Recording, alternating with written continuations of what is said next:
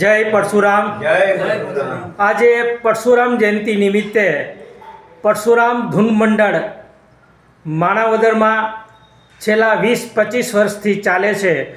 પટેલ ચોકમાં આ પરશુરામ ધૂન મંડળના પ્રમુખ શરદભાઈ રાવલ અને એમની ટીમ દર વર્ષે પરશુરામ જયંતિનો કાર્યક્રમ કરે છે, પૂજન અર્ચન. તો શરદભાઈને જ પૂછીએ. શરદભાઈ, જય પરશુરામ. જય પરશુરામ. પરશુરામ ધૂન મંડળની આપ માહિતી આપો અને શું શું કાર્ય કરો છો એ જણાવો.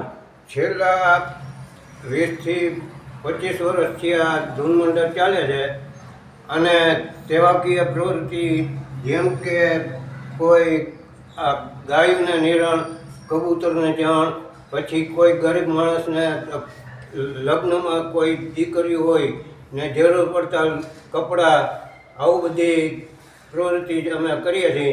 ને રામનું કે કોઈ પણ જયંતિ આવે છે ત્યારે છાશ વિતરણ કરીએ છીએ. અમારી આ ટીમ આખી બધી એમાં. જે આપની બાજુમાં બેઠા છે એ એમનો પરિચય આપો ને શરદભાઈ. આ દરબાર છે ને ઉમેશભાઈ છે ને એ સર્વિસ કરે છે.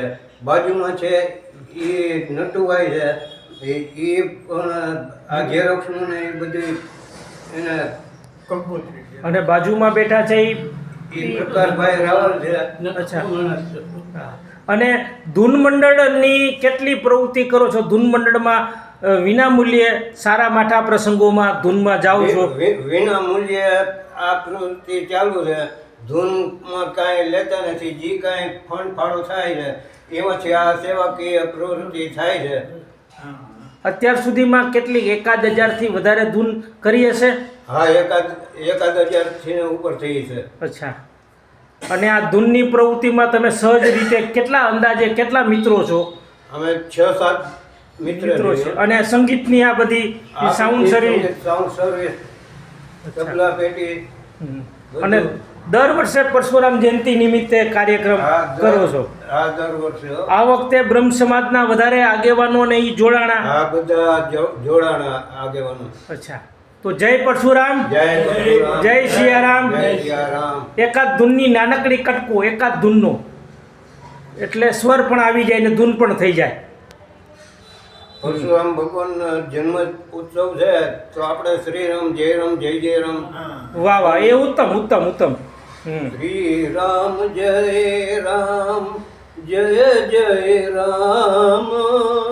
શ્રી રામ જય રામ જય જય રામ. શ્રી રામ જય રામ જય જય રામ. શ્રી રામ જય રામ જય જય રામ. શ્રી રામ જય રામ જય જય રામ. શ્રી રામ જય રામ જય જય રામ. શ્રી રામ જય રામ જય જય રામ. શ્રી રામ જય રામ જય જય રામ. શ્રી રામ જય રામ જય જય રામ. શ્રી રામ જય રામ જય જય રામ. જય સિયારામ. જય સિયારામ. જય સિયારામ. જય સિયારામ. જય પરશુરામ.